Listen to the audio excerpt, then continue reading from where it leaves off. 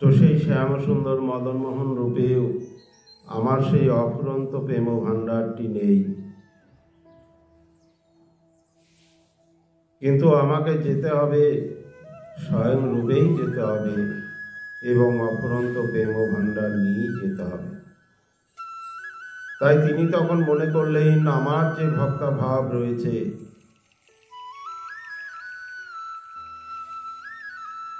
এবং স্বয়ং রাধারানীর মধ্যেই সেই অফুরন্ত প্রেম ভাণ্ডার রয়েছে, তো স্বয়ং সেই রাধারানীকে যদি নিয়ে যায় তাহলে আমার সেই উদ্দেশ্য পূর্ণ হবে, অভিলাষ পূর্ণ হবে, জগতের জীবকে আমি উদ্ধার করতে পারব। তাই তিনি রসরাজ মহাভাব দুই এক রূপ, এই যে ব্রজের সেই রাধা কৃষ্ণ,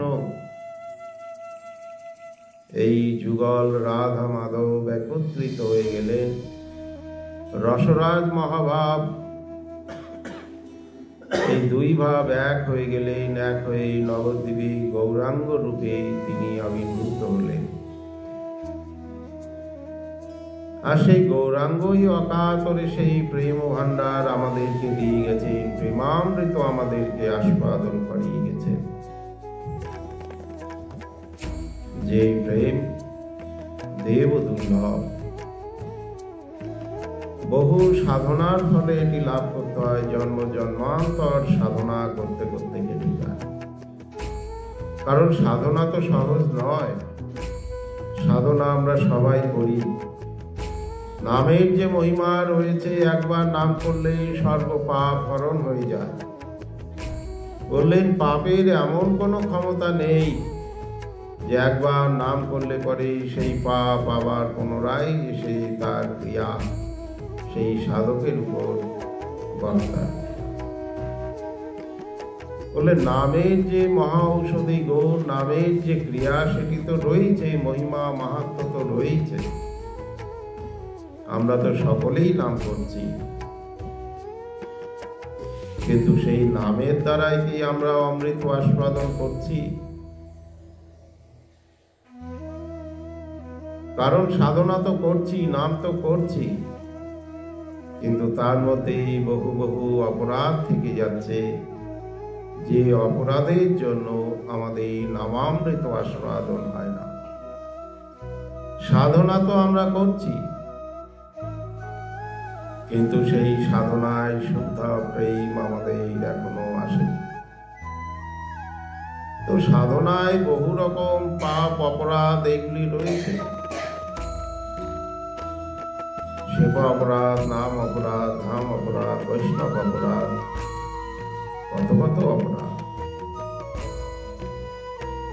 এই জন্যই বললেন যে সেই কৃষ্ণ প্রেম হবে সুনির্মল, যে প্রেমের মধ্যে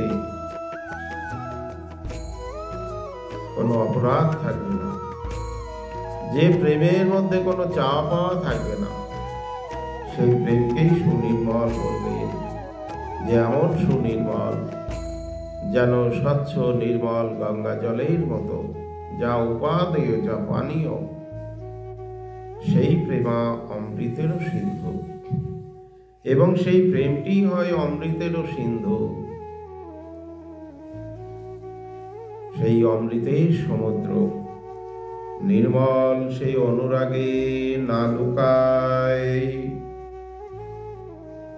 অন্নতাকে, শুক্ল বস্ত্রে জয়সী মসিবিন্দ। বলে নির্মল সেই অনুরাগে যে সাধক যে সুনির্মল শুদ্ধা প্রেম ভক্তি লাভ করবে, সেই শুদ্ধা প্রেম ভক্তির অনুরাগে তিনি কৃষ্ণ বিষয়ক লীলাদি শ্রবণ কীর্তন মননাদি আস্বাদন করবে। না লুকায় অন্নদাকে। বললেন সেই প্রেমের মধ্যে কোনো চাওয়া পাওয়া থাকবে না, কোনো অভিলাষ থাকবে না, কোনো সসুখ বাসনা আদি কিছু থাকবে না। শুক্ল বস্ত্রে জয়িছে মসিবিন্দ, যেমন শুদ্ধ সাদা শ্বেত বস্ত্র, সেই শ্বেত বস্ত্রের মধ্যে যদি এক বিন্দু কালির ফোঁটা কেউ দিয়ে দেয়, ওইটি আগে চোখে পড়বে।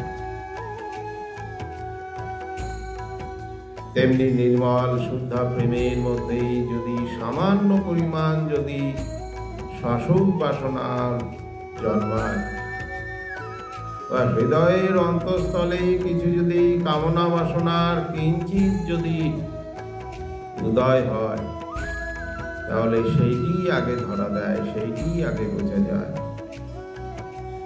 তাই বললেন শুদ্ধা কৃষ্ণ প্রেম সুনির্মল হবে এবং গোবিন্দ সেই সাধককে প্রেমামৃত সিন্ধুর মধ্যে নিয়ে যান।